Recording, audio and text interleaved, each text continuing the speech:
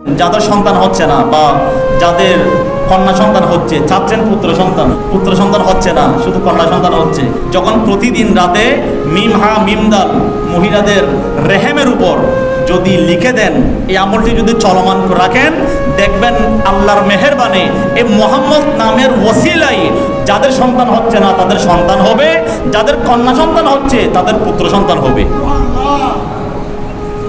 আর ওখানে গিয়ে ট্রান্সজেন্ডার এটা করতে হবে না। আল্লাহ যা দেন আলহামদুলিল্লাহ, এখানে বান্দার কোনো হাত নাই। তবে কেউ যদি পুত্র সন্তান চায় এই আমলটি করবেন, মুহাম্মদ নামের ওসিলাই এটা হয়ে যাবে।